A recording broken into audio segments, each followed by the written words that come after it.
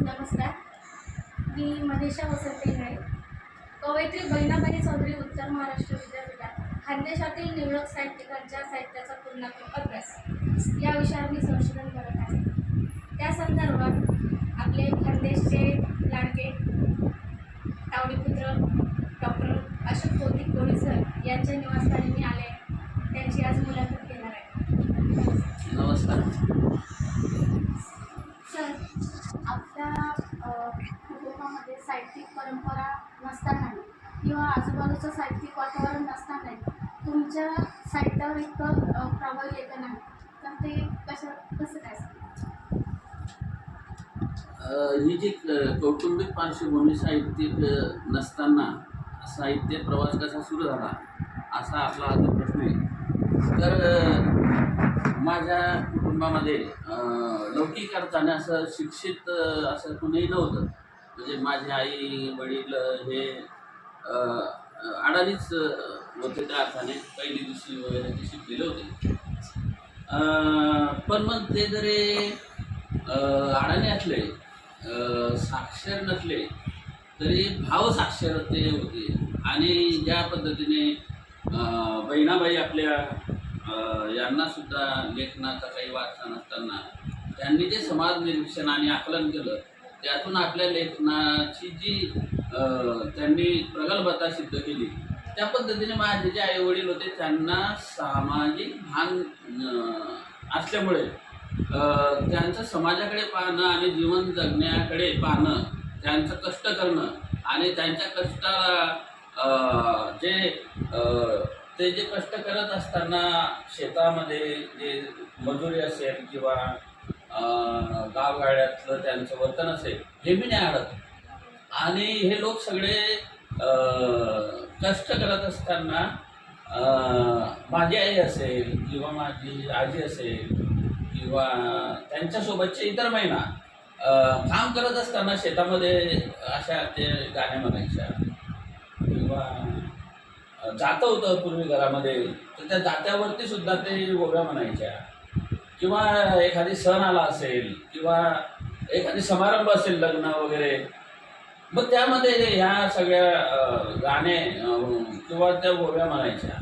आणि त्यासोबतच मग हे जे घरामध्ये ह्या महिला किंवा हे पुरुष शेतामध्ये भलरी गीतं असतील किंवा गुरं चालताना गाणे म्हणत असतील, हे मी सगळं पाहतो.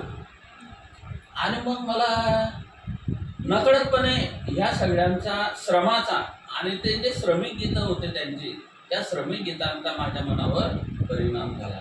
आणि त्यातूनच मी जेव्हा पुढे मोठा झालो आणि या सगळ्या लोकांकडे, शेतकरी आणि शेतमजूर या वर्गाकडे पाहत गेलो, तेव्हा मला कळलं की माझे आई वडील ज्या वर्गातून आले किंवा ते ज्या पद्धतीने व्यक्त होत होते, त्या पद्धतीने मग आपण त्यांच्या वेदनांना, कष्टांना कुठंतरी साहित्यामध्ये शब्दरूप दिलं पाहिजे, या जाणीवेतून मग मी माझं लेखनाला सुरुवात केली. सर, माझा पुढचा प्रश्न आहे की जागतिकीकरणाचा किंवा आता आधुनिकीकरण झालेलं आहे, तर याचा पूर्वीचे खेळ आणि आजचा जो ग्रामीण भाग आहे त्याच्यामध्ये काही फरक पडला आहे का, की त्याचा अजून समस्या, वेदना, संघर्ष आहे?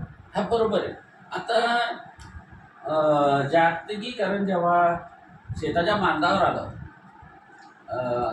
आधुनिकीकरणाचे त्याचे वारे शेताच्या बांधावर आले, गावगाड्यामध्ये आले, तेव्हा असं वाटलं की आता गावगाडा उद्ध्वस्त होईल, गावाचं गाव पण जाईल आणि गावामध्ये समृद्धी येईल किंवा आपली शेतं किंवा त्याचं उत्पन्न वाढेल किंवा काहीतरी फार मोठा बदल होईल, गावाची समृद्धता वाढेल असं वाटलं होतं. पण कालांतराने काही 10-20 वर्ष गेल्यानंतर पुन्हा गावामधील गावगाड्याचं जे शोषकांची जी रूपं होती ती फक्त बदलली असं मला निदर्शनास आलं.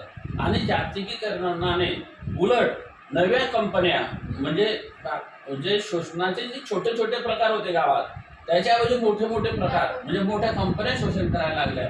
इथली माती, इथली शेती याला जागतिक बाजारपेठेच्या नावाखाली इथला माल ते शेतकऱ्यांचा जीव लागले किंवा गावगाड्यालाच ते काबीज करण्यासाठी हे जागतिकीकरण नव्या रूपाने आलं आणि एक नवं शोषणाचं कळं गावाच्या भोवती पडलं, ते असं हे जागतिकीकरण आहे.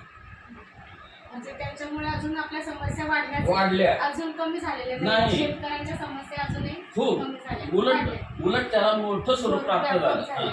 म्हणजे पूर्वी बघा गावामध्ये शेतकरी हे स्वतःच्या घरातलं स्वतः कमवलेलं किंवा राखून ठेवलेलं जे बीजबाई बी ते शेतात टाकायचं. हो.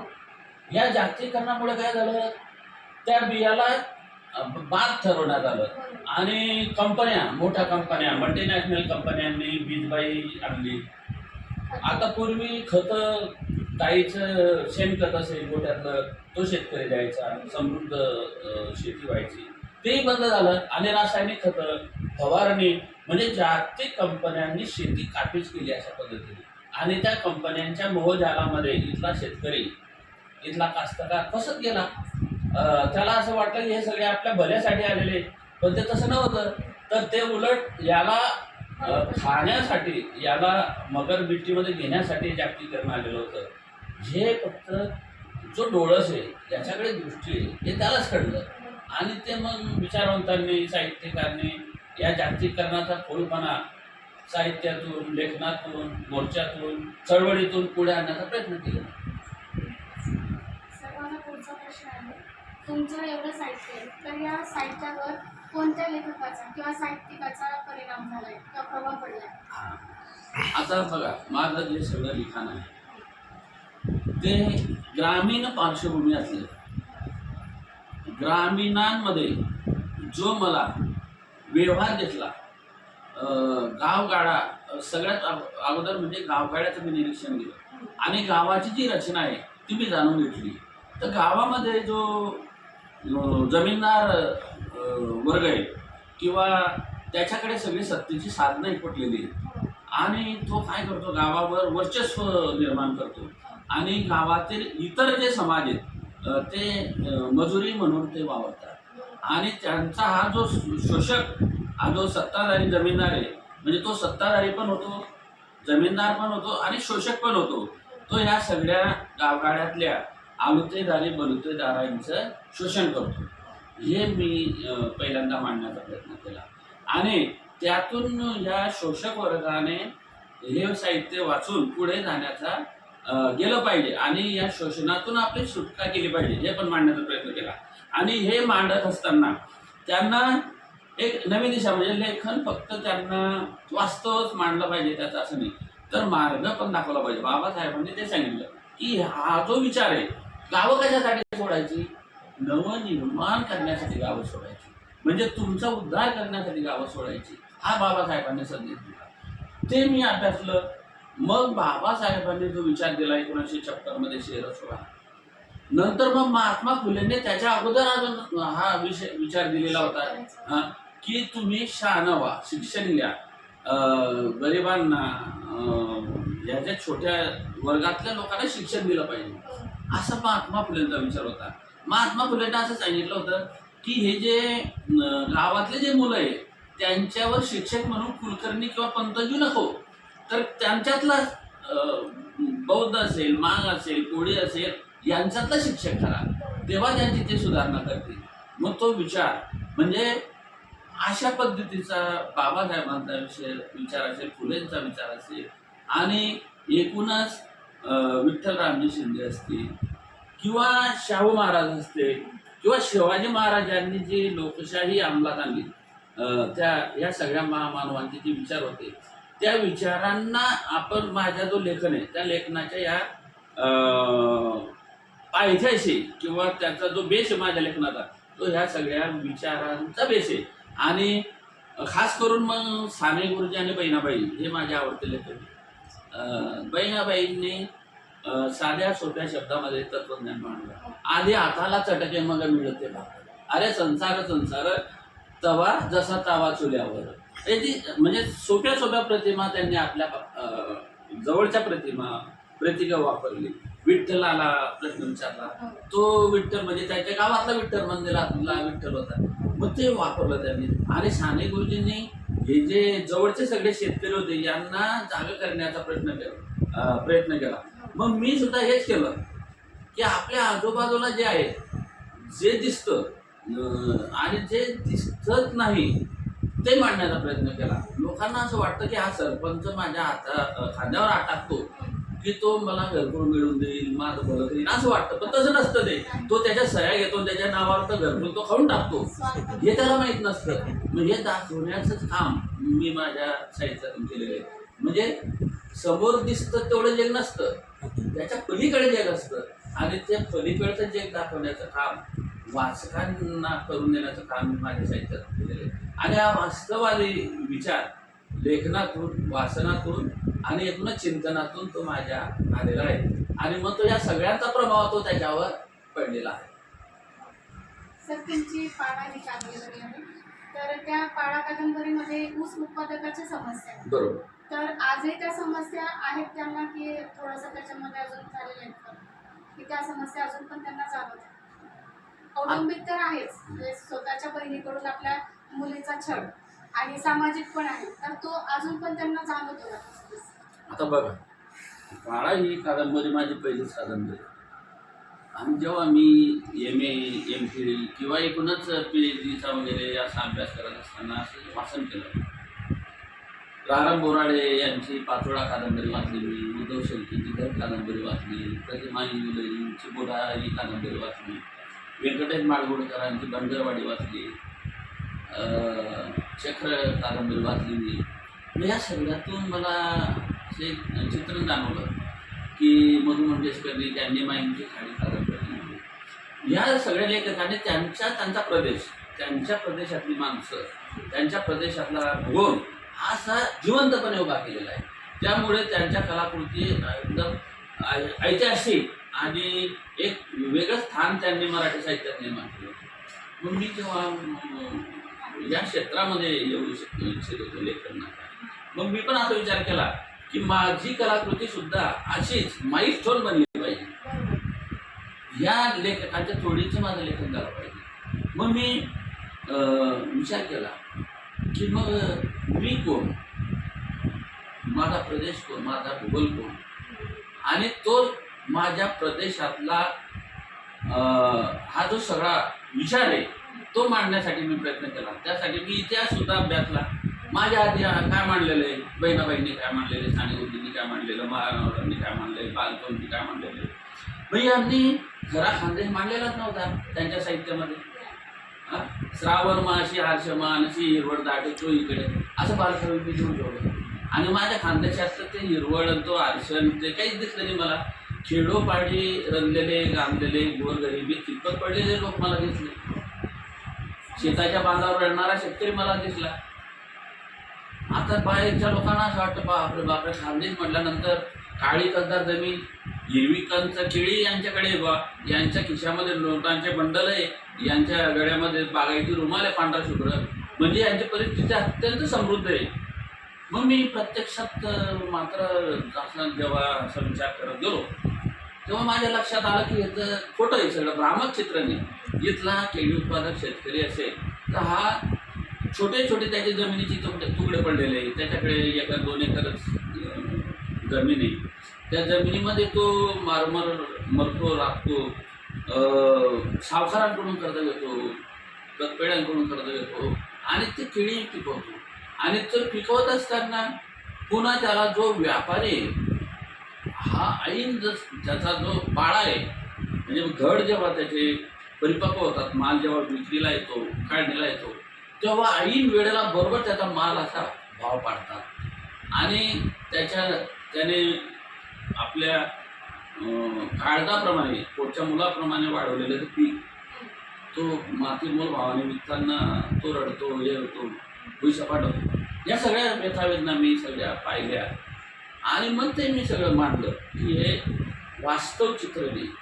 आणि मग त्या पाळामध्ये मांडलं. तर हे वास्तव चित्रण मांडत असताना गावगाडा आणि कुटुंब व्यवस्था आणि बदललेली मानसिकता हे मांडण्याचा त्याला अजून प्रयत्न केला. की कुटुंब म्हटल्यानंतर, शेतकरी म्हटल्यानंतर फक्त त्याच्या शेतामध्ये किंवा गावामध्ये किंवा घरामध्ये असतात माणसं तेवढंच त्याचं कुटुंब नसतं. त्याच्या घरातली मांजरसुद्धा त्याची सभासद होते, कुत्रंसुद्धा, म्हैससुद्धा. म्हशीला तो इतकं प्रेम करतो की त्याची बायको, दुसरी बायकोची बहीण असतो तो समजतो तिला. आणि जेव्हा ती म्हैस मरते, तिला पान लागतं आणि तो ढसाढसा रडतो. त्याची बायको जळगावच्या दवाखान्यामध्ये असते शेतकऱ्याची, आणि ती तिला बहिणीसारखा प्रेम करत असते.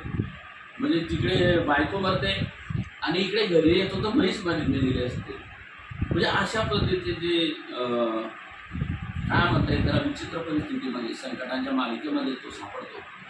आणि जेव्हा माणसावर संकट येतात तेव्हा जवळचे माणसंसुद्धा त्याला धोका देतात, त्याला फसवतात. त्याची सख्खी बहीण त्याच्या मुलीला जाळून टाकते, तिकडे हुंड्यासाठी छेडतात.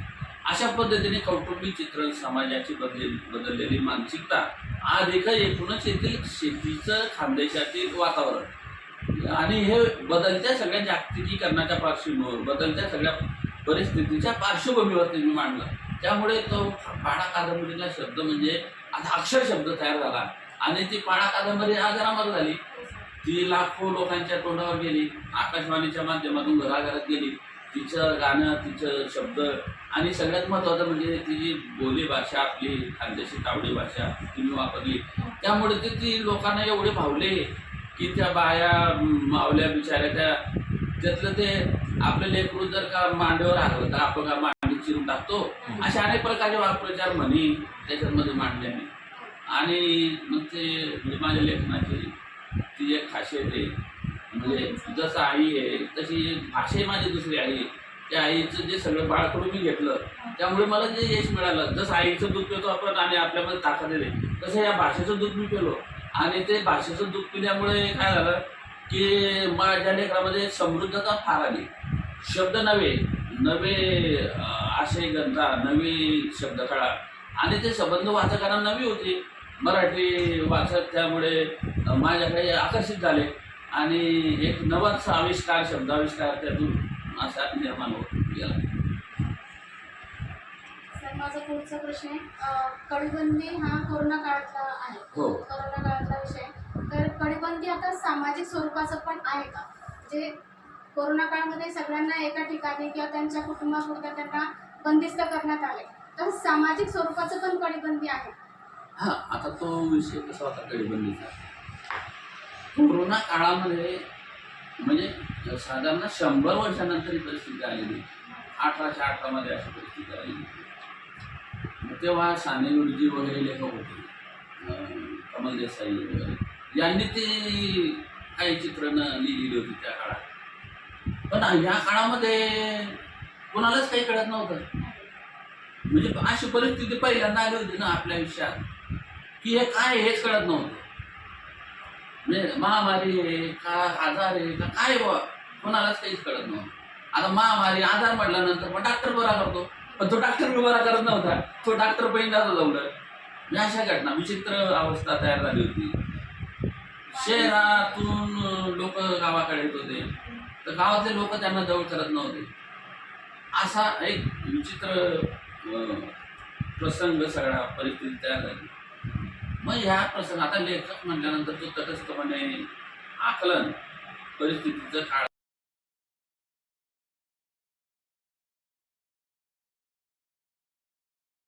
मी कथांच्या मधून मांडणी केलेली आहे.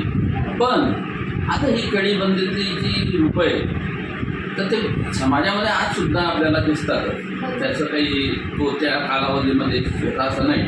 तर आज सुद्धा त्यातली सगळी प्रवृत्ती माणसांची कायम आहे, म्हणून त्या लेखनाला महत्त्व आहे. नुकताच प्रकाशित झाली तुमची डंख कादंबरी, तर ती लिहिण्यामागची तुमची मनोभूमिका काय होती?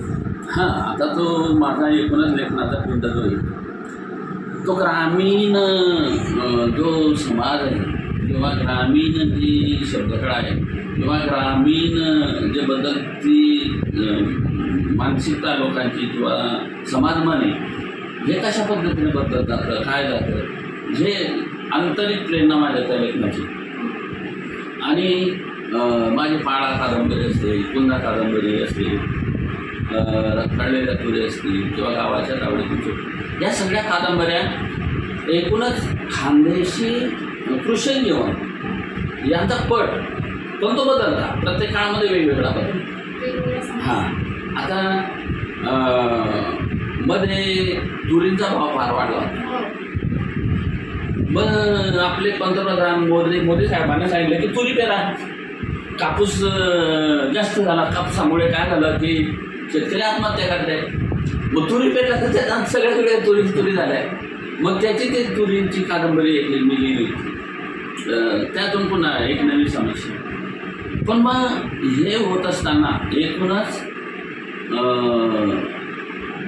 प्रशासकीय किंवा अस्मानी आणि या व्यवस्थेमध्ये हा शेतकरी वेळोवेळी बदलला जातो. तर निसर्ग हा जो मुख्य घटकच्या शेतकऱ्याच्या किंवा याच्या जीवनामध्ये, त्याच्यामध्ये एक अतिवृष्टी हा प्रकार वारंवार होतो, वर्ष 2 वर्ष. आणि अतिवृष्टीमुळे काय होतं, त्याच्या सगळ्या आशा आकांक्षावर पाणी फेरलं जातं. हां, तर तो विषय मी या नव्या कादंबरीत डंक या कादंबरीमध्ये म्हटलेला आहे की अतिवृष्टीमुळे आशा आकांक्षावर जे पाणी फिरतं आणि ज्यामुळे तो शेतकरी कोसळतो, कोंबणू पडतो. आणि ज्याला तो तिथे काही व्यवस्था छेडत नाही तिथे, तो निसर्गच त्याला डंक मारतो. आणि तो निसर्गाचा डंक मारल्यामुळे तो हतबल होतो, भुईसपाट होतो. अशी एक नवीन नाही, ती वास्तवादीच अशी संकल्पना आहे, पण ती नव्या स्वरूपात नव्या कादंबरीमध्ये मी मांडलेली आहे. पुण्याच्या गोल्डन पेज पब्लिकेशनने ती कादंबरी प्रसिद्ध केली आणि तिच्या वाचकांनी चांगल्या जोरदार मोठ्या प्रमाणात स्वागतसुद्धा केलेलं आहे. साहित्यिकांची आता नवोदित पिढी जी आहे उदयास आलेली, तर अशा नवोदित लेखकांना किंवा साहित्यिकांना आपण काय म्हणायचं? आता नवोदित ना काय होतं, हे समाज माध्यम आलेले, प्रसार माध्यम, समाज माध्यम, त्यांना तेच साहित्य वाटतं की मग ते लोक एखादा सुविचार लिहिला किंवा काही ते त्यांना रेडीमेड काहीतरी मिळतं विचार, तोच त्यांना साहित्य वाटतं, ते वाचतात आणि तोच तो हे करतात.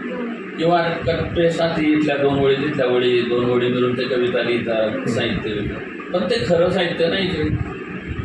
मग खरं साहित्य काय आहे, तर तुम्ही चांगला नवोदित लोकांना मी हे सांगेल की तुम्ही त्या समाज माध्यमाच्या बोलला याच्या नांदी लावू नका. त्याच्या पलीकडे खरं साहित्य काय, ज्ञानेश्वरी खरं साहित्य. ज्ञानेश्वरी जरी असली तरी ज्ञानेश्वरांनी लिहिलेली असली तर त्याच्यामध्ये परिवर्तन आहे, त्याच्यामध्ये बंड आहे. तुकारामांनी बंड केलेले, ज्ञानेश्वरांनी बंड केलेले, फुलेंनी बंद केलेले, बाबासाहेबांनी बंड केलेले, ते कोणीच वाचत नाही.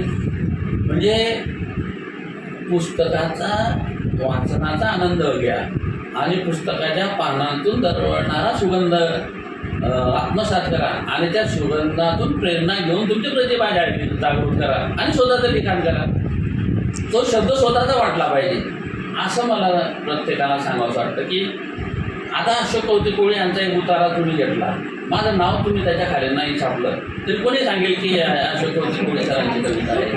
अशी ओळख स्वतःची निर्माण करा, तर ते खरं साहित्य. असं त्यासाठी तुम्हाला वाचावं लागेल. सगळ्यात महत्त्वाचं जिद्द, चिकाटी आणि संयम ठेवावा लागेल. संयम ठेवत नाही आताची पिढी. लगेच म्हणतात मी 40 कविता लिहिल्या सर, मग पुस्तक छापून द्या. कारण पैसा झाला त्यांच्याजवळ 20,000 रुपये घेऊन येतात, लगेच पुस्तक छापून द्या आणि लगेच ते भेट देता, हे करता. असं म्हणजे त्याच्यामध्ये हा साहित्य व्यवहार नाही. जे खरा साहित्य व्यवहार काय आहे, तुम्ही उमेदवारी केली पाहिजे, वाङ्मय कार्यक्रमामध्ये लिहिते झाले पाहिजे, दिवाळी अंतर लिहा, कथा लिहा, कविता लिहा आणि मुख्य म्हणजे वाचन करा ना. आता झरा हा जो झरा दिसतो फक्त, पण त्या झऱ्याच्या मागे किती त्याची तपश्चर्या असते किंवा ते पाणी कुठून आलेलं असतं, त्याचे पाझर कुठून आलेले असतात, तसे पाझर निर्माण करा ना. समाजाचं निरीक्षण करा किंवा लोकांमध्ये मिसळा, अनुभव घ्या, प्रवास करा. घरात बसून लिहिल्या जात नाही ना. समाजामध्ये काय चाललेलं आहे आता प्रतिभा किंवा प्रतिमा ही वाचनासोबतच तुम्हाला निरीक्षण, अनुभव आणि त्या अनुभवांना मांडणी, त्यांना शब्दबद्ध करणे, हे सच्चा अनुभव. आता हे बाकी काय होतं ते तो खानदेशात बसतो गोव्यावर कविता करतो, तर तशी आज संत त्याच्यामध्ये येणार नाही. मग तुम्ही जिथून आला, ज्या समाजातून आला, तुमचे रूट्स तिथे तिथलंच मांडा आणि तिथल्या शब्दात मांडा. भाषासुद्धा उसने आणू नका. सगळ्यात म्हणजे आपल्या भाषेत मांडा, कोणी असू नको. तुम्ही समजा एखादा भिल समाजातला मुलगा असेल, त्याने तर भिलमध्ये लिहा ना. तो वंजारी समाजातला तो तरुण आहे, त्याने वंजारी भाषेत लिहायचे. प्रत्येक भाषेमध्ये खाण आहे अनुभवांच्या. लोकसाहित्याचं मोठं झालं नाही, पण मग तिकडे येऊन न वळता ते कुठंतरी दुसरीकडे वळतात. त्या लोकांनी भरपूर नाही आपल्या अस्सल अनुभवांना शब्दबद्ध करण्यासाठी प्रेरित करावं, एवढंच मी नवोदितांना सांगेन. सर आपलं तावडे आता मी जेव्हा लेखनाला सुरुवात केली तेव्हा मला हे लेखन करायचं आहे. सुरुवातीला मी पण असंच करत होतो की मला हे दिसले ते दिसले. आता मला तर काहीच दिसत नाही. आपल्या गावातलं किंवा आजूबाजूला हे काहीच नाही. मग आपल्या आजूबाजूला असलेला जो अनुभव, आता गाय माहिती तुम्हाला, गाय चरायला जाते शेतामध्ये, रानामध्ये.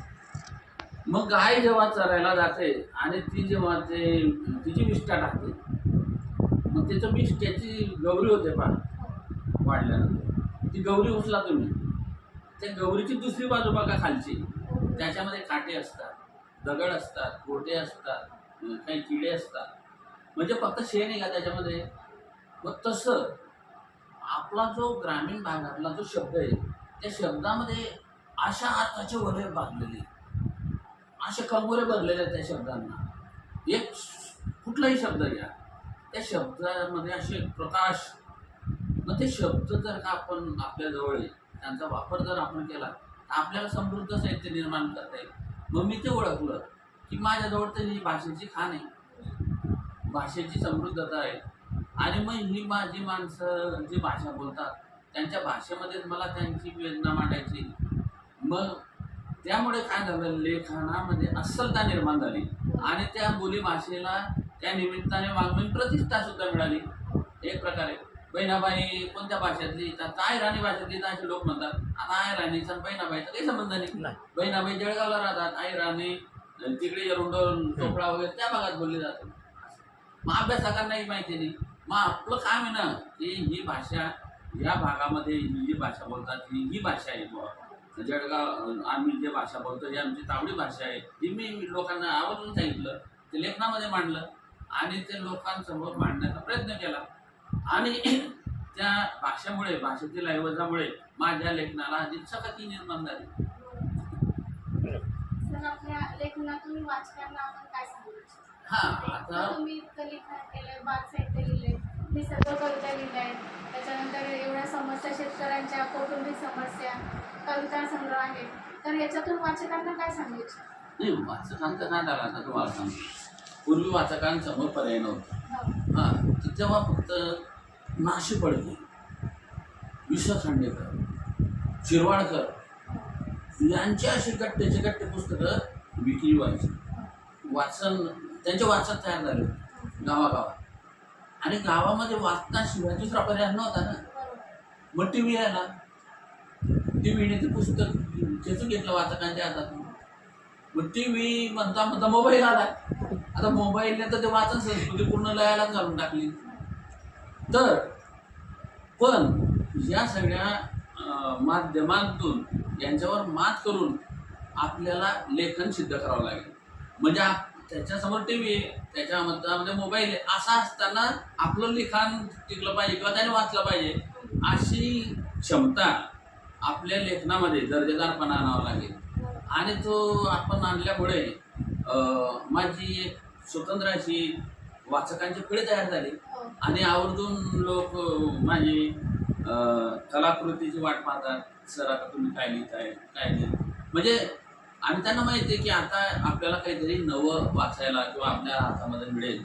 आणि एक स्वतंत्र स्थान आपण निर्माण करू शकतो. पण त्यासाठी आपल्याला वाचकांची नाळ ओळखता आली पाहिजे. सर पुढील कलाकृती अजून आम्हाला वाचायला मिळेल का? आता ते सातत्याने ही प्रक्रिया चालू असते आणि त्याच्यातून मग ती लेखन प्रक्रिया, लेखन झाल्यानंतर प्रकाशकांकडे ते पाठवणं आणि वाचकांसमोर येणं ही अशी प्रक्रिया आहे.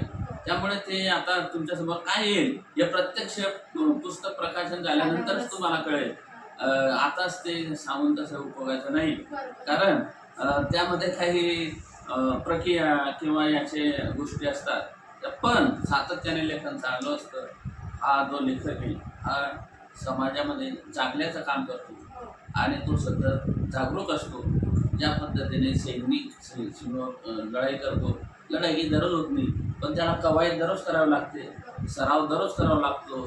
बंदूक चालवण्याची त्याला विसराव पडवून द्यावं लागेल. तसं लेखकाला आपला हत्यार, आपली लेखणी ही सजग ठेवावं लागते आणि ते सातत्याने हे काम चालू असतं आणि ते काम माझ्याकडून सातत्याने चालू आहे.